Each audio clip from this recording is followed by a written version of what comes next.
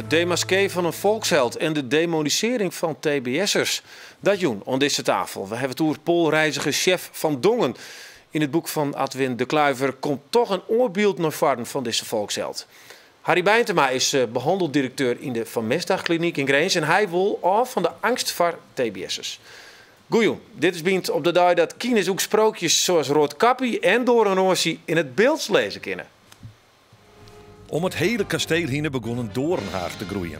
In dat kasteel zou een lief en mooi prinsesje slapen, al 100 jaar. De prins ging naar het kasteel. Ik ben nergens benauwd voor. Ik wil erheen. Ik wil Doornroosje wel eens zien. Hij ging verder en kwam bij de trap van de toren. Toen liep hij die trap op en hij kwam in het kamertje. En daar lag Doornroosje te slapen. Hij boog voorover en gaf haar een tut. En de prinses die worden op slag wakker. En Doornroosje en de prins, zij leefden nog lang en gelukkig. Ja, terug in zijn eigen Bilkert, Geert van Thun niet sprutsen. Ja, dat mag natuurlijk, hè. Ziet u bewalen, je bent de schrijver van het boek, of de oerzetter van het boek. Ja. De sprookjes van Grimm, alleen nog dan in het beeld. Ja, ik ben de vertaler. Onne Popkema die had het zelfs een paar jaar geleden een vrij dik boek in het Fries vertaald. Ja. En hij had mij vroegen om 15 sprookjes in het beeld te vertalen. Ja. En dan pak je dissen, hè? Doornroosje, nou neem maar op. Ja, kijk, je pakken de meest bekende verzels, maar ook het waren op verzoek van haar bepaalde. Alleen ik heb zelfs ook naar een speciaal uitzocht. Dat is van die visserman die bot vong en dan alle wensen vervulde. Ja, puur omdat je het zelf leuk vond. Nou, wat past dat bij deze tijd? Okay. Alle gaan meer hogere wensen. En uiteindelijk dan wil zij de zon en de maan nog op en onder gaan laten. En dan staat de bot, nou dat is al klaar. Maar ze zit nou in de pispot en dan blijft ze verder in zitten. Ja. Maar hoe vind je het, jongens, de beeld? Adwin, dat is net een Fries, hè? Maar... Nee, maar ik kan het goed verstaan. Ja. Lang en gelukkig, dat was heel duidelijk. Ja? Ja. Ja, ik ga lang in Akkeren wennen en daar heb ik een vrouw die daar een hoop komen, die praat ik altijd Beelds. Dus omdat ik direct aan het denken. Beelds is de taal van mijn jeugd. Ik ben opgegroeid in oude ziel. Ik ken het net zo goed meer, maar dit brengt wel een soort boppen. Ja. Maar hier ik dit als jonkje dan wat meer lezen matten. Dat doet me nou het verhuizen dat ik zo'n boek hier. Kijk, ik krijg wel begrepen dat best met een jaar of 2 van oude ziel al gaan. En ja, dan valt dat om dat zo vast te leggen dat je dat vasthouden kan. Maar dat wil je toch maar zo'n boek? Jawel, maar kijk, in principe is het zo proberen om het beeld bij de jeugd zover te krijgen dat ze er ook wat mee doen. Dat niet weg wordt. Nee. Want dat is het probleem. Ja, is dat zo? Ja, maar dat is met alle streektalen hetzelfde. Dat is met het Fries zo, dat is met het beeld zo. En dat is met de streektaal in Nederland ook zo. Ja. De jeugd wil dat niet. Ik weet ook niet waarom ze dat niet willen. Ja. Want wat Harry, wenst dus in Greens, hè? Ja. Heeft toch bij die het Fries spreken? Of? Nee, mijn vrouw is Nederlandstalig. We gaan onderling ik altijd Nederlands prutsen. Bovendien is het heel lastig om Ben in het Nederlands om dan op te voeren in het Fries.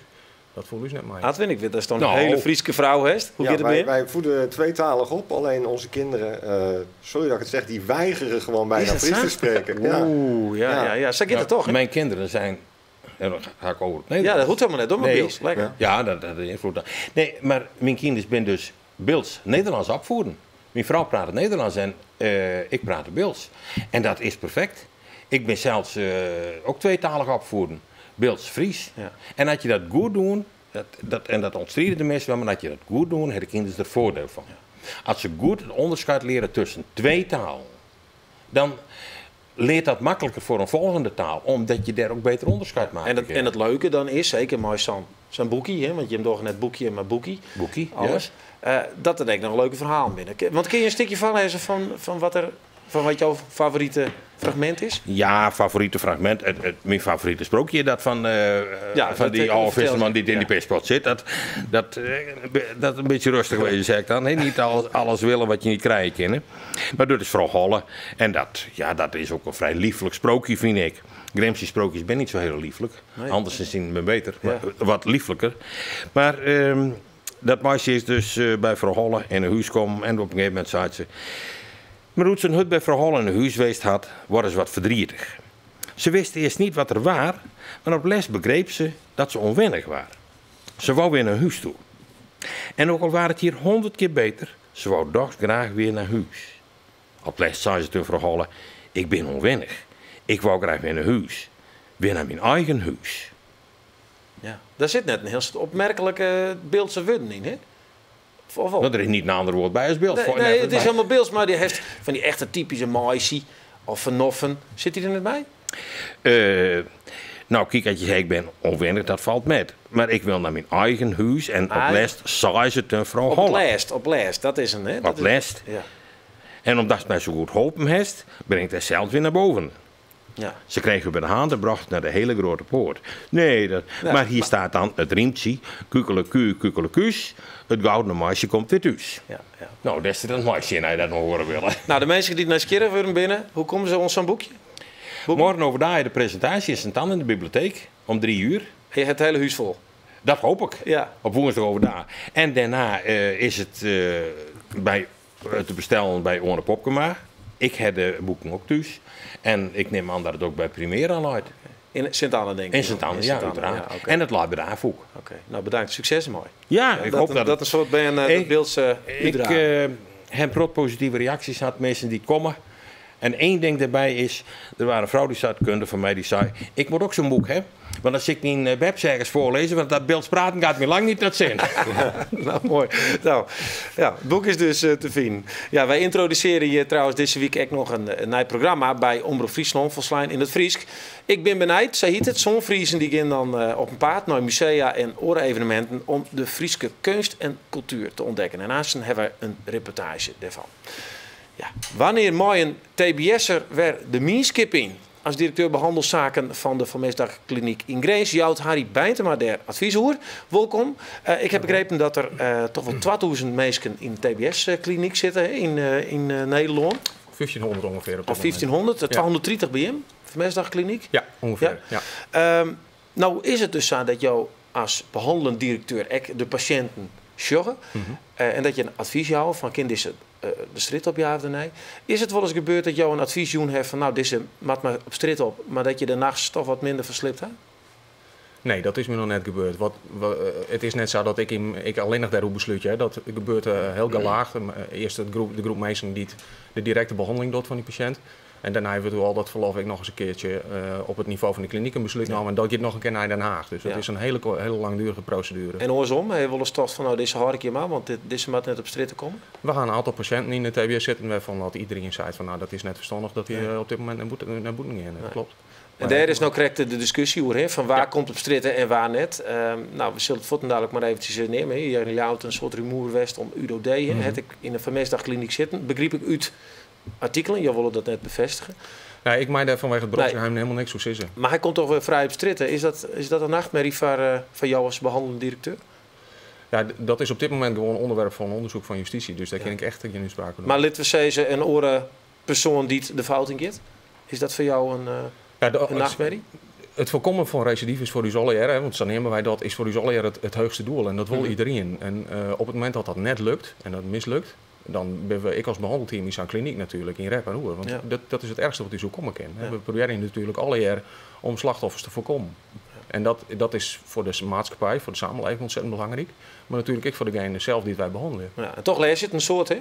Tenminste, dat is dan het idee, omdat er wordt wat dienen en dan is het weer een ex-TBS'er of iemand die het verlof heeft. Is dat eigenlijk een heel soort of vind je hem dat eigenlijk nog wel mooi van, wat er gebeurt? Ja, wij vinden dat heel erg meevalt. Wat wij doen is feitelijk heel succesvol. Het vervelende is alleen nog dat wij kunnen natuurlijk net 100% uitsluiten dat er ooit wat fout gaat. Nee. De kans op herhaling vanuit een TBS-kliniek is zij zie hier ongeveer 20-30% ernstige delicten. Maar dat is voor mensen in de gevangenis meer dan twakken ze volle. Ja. Dus maar ik vind nog steeds een soort, ik weet niet hoe dat vindt, Adwin? 20-30% keert dan weer in de fout? Ja, dat is een hoog percentage. Zeker, had je weet wat ze doen. Maar ze goed realiseren dat het alternatief is als mensen alleen nog naar de gevangenis brengt. En dan is het meer dan twakken ze volle. Dus ja. Maar daar zit ik net op te wachten eigenlijk op dit soort nijs. Nee, ik snap dat heel goed. Hè? En daar zitten we natuurlijk nooit op te wachten. En elke recidive is er niet in te volle. Maar een samenleving waarin dat we helemaal geen misdrijven meer hebben en alles voorkomen kunnen, die bestaat niet. Nee. Maar maak je dat wel eens leuk? Had je dat dan wel eens in een kranten dat ze toch wel heel makkelijk zeggen van nou het werkt het net, dat systeem, en ze komen toch weer vrij? Nou, ja, lullig is net het goede woord. Het is alleen nog ontzettend ingewikkeld. En omdat het ik besjost vanuit de kant van het slachtoffer. En dat, dus is het maar wijze die dat hoe komt. Dat was natuurlijk net. Maar elke dag worden in Nederland meestal het slachtoffer van misdrijven. En dat kunnen we nooit helemaal voortkrijgen. Een samenleving zonder misdrijven, die bestaat net. Nee. Ik vraag, maar Ja, tuurlijk. ik vraag me één ding hoor. Je beslissen met een ander, komt zo'n persoon vrij. Maar kan die persoon die eventueel in aanmerking komt om vrij te komen, dat zelfs ook, nou laat ik het maar rond parameters manipuleren? Nou, is dat volkomen objectief wat je hem doet, of zit er ook een bepaalde subjectiviteit van de persoon in? Nou, het is geen natuurkunde of wiskunde. Hè? Nee, daarom vraag ik het ook. Het bloedt gedragswetenschap, dus er zit een volle grotere marge van onzekerheid omheen. Ja. Aan de andere kant, zolang het mensen onder TBS-behandeling binnen, hè, wij laten mensen ettelijke 10.000 keer per jaar giet er in Nederland een TBS en hij boeten. En dat giet, die komen praktisch alle jaar weer om op de Auspruitse tijd. En dat giet in maar heel weinig gevallen per jaar, ongeveer 30, komt in te letten weer om. Ja, en nog minder gevallen gebeurt er wat. Dus wat dat betreft kunnen wij dat eigenlijk heel erg goed voorspellen. Ja, maar het gaat mij dus, ken je je gedrag manipuleren, dat van invloed is op het oordeel van de behandelende persoon? Ja, dat kan. Ja, En dat gebeurt soms maar dat is wel heel erg zeldzaam. En dat is heel erg zeldzaam, echt... omdat wij hadden die meesten gemiddeld toch al gauw 18 jaar bij ons in de kliniek, aan de behandeling. Ja. En om het 18 jaar vol te houden, om in voor de gek te houden, dan mag het toch wel heel strak in elkaar zitten. Zullen we eens even zien, om een beeld te krijgen van Meestdagkliniek, hebben wij wat beelden gebruikt van IM zelf. Ja. Dus even te zien hoe dat er binnen werkt. Ja, dat is leuk.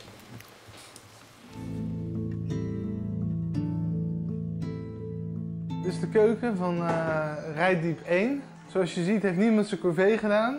Ik zit hier nu 1,5 jaar op deze afdeling, daarvoor 1,5 jaar bij de instroom. Dit is de doorstroom. En daarvoor maakten ze hier klaar om weer naar buiten te gaan. Het is niet zozeer ziekte bepalen, maar meer ziekte oplossen.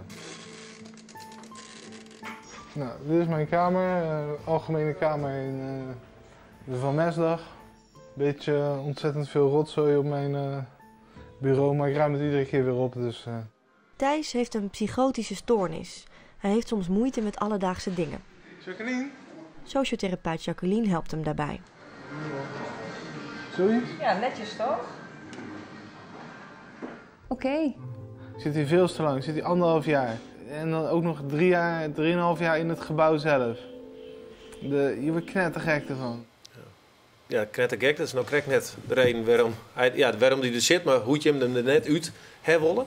Dat moet dus opgelost worden, dat hij gek is en dat hij weer misdaden begint. En toch is het wel een groot probleem, hè, want er zijn een heel soort misdadigers die het net met mij werken willen om TBS, omdat het zo lang wordt. Ja, dat ze er haast net uitkomen. Hoe zeg je dat nou? Nou, dat is voor een deel gaan we dus dat ik realiseer dat onze eigen kramp vanwege de veiligheid ervoor zorgen dat het zo lang doorgaat dat mensen beginnen te weigeren om nog een langere te werken als aan behandeling. En wat gebeurt er dan als ze weigeren? Dan is het alternatief dus dat mensen langdurig in de gevangenis zitten. En zoals ik straks vertelde, dan gaat het nog volle vaker mis. Ja. En dus een aantal mensen waarbij het eigenlijk heel verstandig was zodat die volle behandeling krijgen, die krijgen hem net. Ja, maar het is een tactiek van advocatuur, hè? Een soort advocaten zeggen ze dat. Zeggen ze maar helemaal niks, werk je nergens aan mij. Is er aan de andere kant ook een oplossing te bedenken om te zeggen, we passen de TBS aan, zodat ze toch behandeld worden? Nou, wat wij nou doen is proberen om zo vol mogelijk dat tempo in die behandeling weer wat te normaliseren. Hè? Dat is enorm oprond door onze eigen angst. En dat proberen we weer zo vol mogelijk te normaliseren. In je eigen organisatie? Of in alle TBS-klinieken in Nederland. Sinds 2006 is die behandeling duur toen op een gegeven moment heel erg oprond. Inmiddels hebben we dat aardig weer verombracht, maar dat had gemiddeld 11 jaar was, dat is nu weer ongeveer 8. En dat maakt nooit? Eigenlijk zo dat na een gemiddeld zo tussen de 6 en de 8 jaar weer matten om het weer... Maar als de IN nog net uitbehandeld is? Nou ja, goed, dan houdt natuurlijk alles op, maar dat wie voorheen ik al zo. Ja. Er is in wezen aan de mensen die de TBS inkomen, is niks verhoren. Nee. Maar er speelt een soort benauwdheid in. Dat zeggen we ook, maar Parijs, de ontslagen, TBS, UDOD, dat verhaal dan. Ja, dat is natuurlijk hartstikke begrijpelijk. Ja, maar kom je daar ooit aan? Van de angst die er omheen zit? Nou, voor een bepaald gedeelte net. De angst voor het vreemde, die hebben we alle jaren en die horen we ik. Dat vond ik zelf een van de belangrijkste dingen om te leren van de tijd dat ik daar nou zit. Want jouw kind is natuurlijk persoonlijk. Kijk, je weet er echt van deze hebt misschien iets die wat net goed wie, maar die gaat wel als een beter meest voor. Ja, en dat is ook heel belangrijk om die mensen als meestal te blijven. En als dat net doorstand, kist ik net de werken af. Nee. Dus dat in dat filmpje vind ik heel mooi. dat degene die met die mensen aan het werk is, ik shot wat voor handicaps ze hebben. En hoe moeilijk het hebben. En hoe lastig het is om die leven weer op waarde te krijgen. En dat is ook hartstikke belangrijk, dat stuk shame blijft. Want als dat net jost, dat het iemand is die broers had, die zussen had en die een heid en mem had. Ja, als dat net erin schenk is, dan kist het werk ik net goed aan. Okay. De andere kant van het verhaal dus, van de TBS. Bedankt.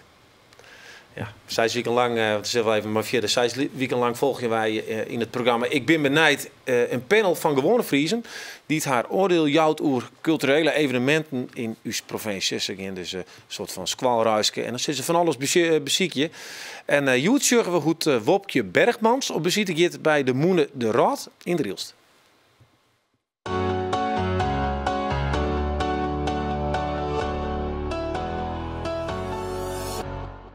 Deze raad knaagt het net, maar zeg het. Voor Ik Ben Benijd is uw panel alle dagen op zoek naar cultuur in Friesland. Joet jouwt Wopke haar oordeel. De zus er behoorlijk stoer uit. Dat volgens mij kan het helpen om hem ontwerp te krijgen. Ik heb hem ook al op stroep, dus het kan wel worden. Eerst moet je bepalen waar de minbruik komt. Is dat wel eens dien? Nou, daar komt het bij. Ja. Nou. Ik zorg al gewoon naar de buurman, hoe die stiet. Oké. Dat betekent dat de stut van de molen nog een stikje om het. Een molenaar die erom bekend dat hij heel slim is, maar ik vreselijk lui. Oh. Dus wij hebben zo ik het van. Dan moet ik het aan. Wees voorzichtig. Zo? Ja, stap maar goed. En nou oerstappen? Ja, precies. Oké. Wopke, de beste natuurtalent. Best duur? Nou, dan mag ik eerst even nadenken hoe we het leren, hè? Nou, ga ik eens een moenenkruid. Weet ik wat dat is? Molen. Nee, moenen zezen wij nou. Maar dat best nou in het rails, nou. Nou, dit is het soil. Jo, daar is er al. Last hel je. Is maar erin komt uit, hè? Nu de rooien. Het is vanzelf, we krijgen een slag, hè? Je mag het er hartstikke goed. Je doet de eerste keer dat je best. Ja, shit, nou haak hem. Zit wel kleren. Doe nog stroom, Ja. toch net via de kist. Droogloeken, droogloeken, droogloeken. Ja. Ja, dat is het. Oké. Nou. Dan neemt het wel binnen, ik Ja, de winter is winter, nou. Het hout wat we zien, dat wordt al verkocht. Vorige week werd een masje verkocht. Een man die had helemaal zelf een boord maken en dan mag ik een masje leveren. Ja, dan gaat mijn hart hier.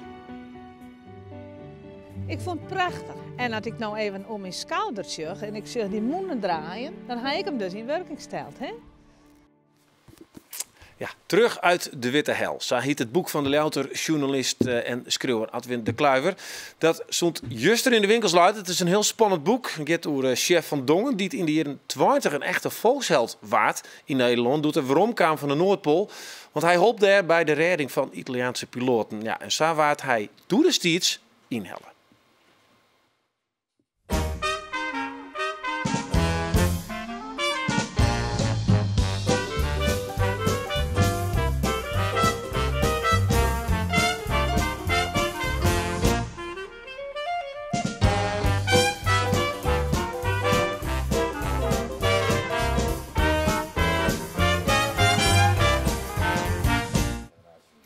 Ja, bijzondere beelden, hè? Mooi uit de oude doos. Adwin, hij ook kwam tussen verjitten Poolheld, in ieder geval voor u. Ik weet ik kon niet hem. Nooit vergeten. Die kwam op het spoor, dus toch zelf op Spitsbergen wist.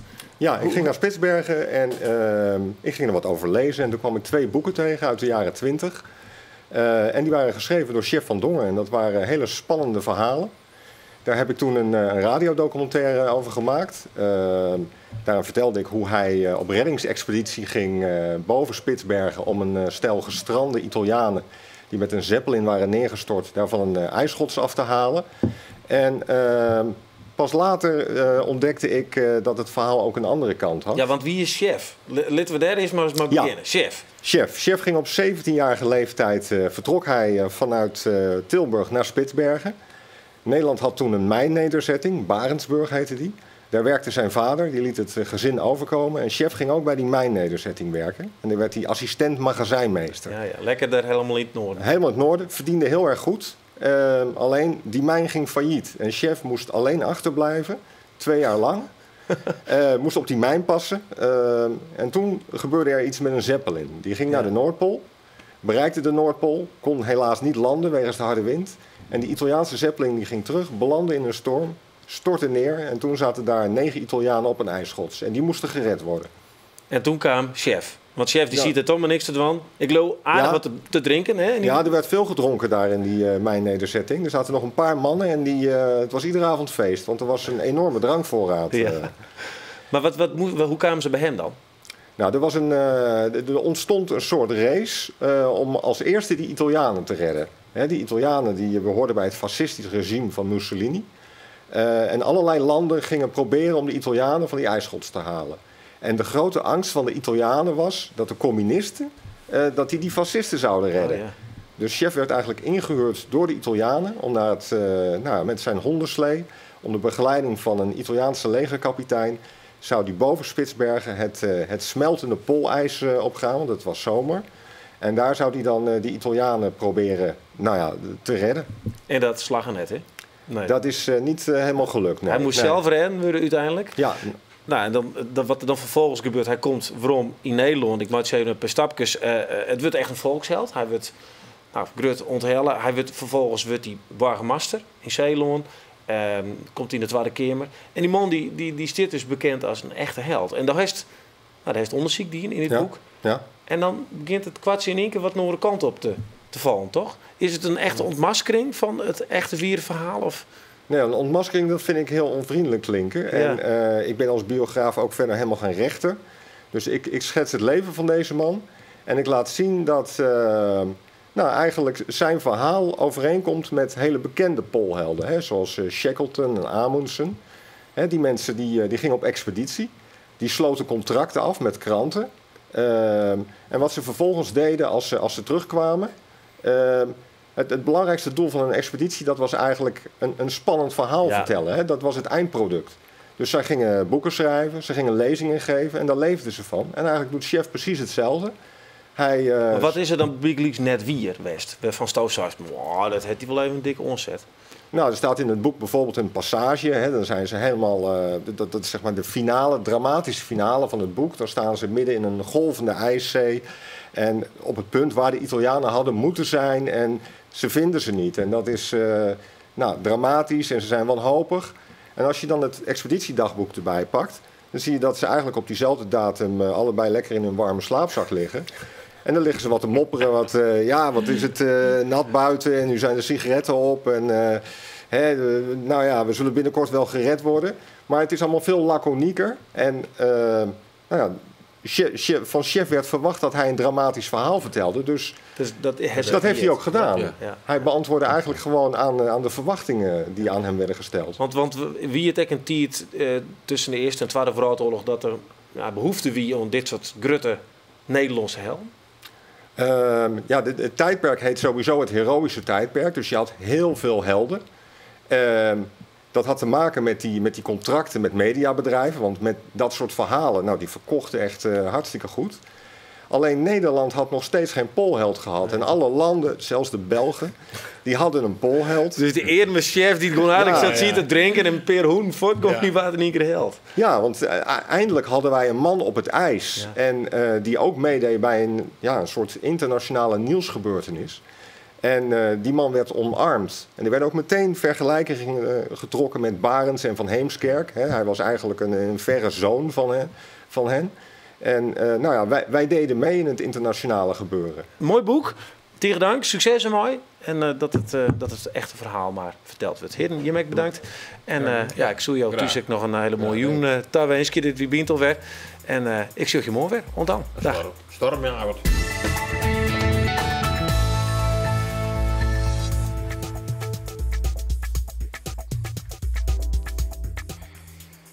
Morning Beans, de strijd van Reense post van Wiename Belang, in de Groendelgong.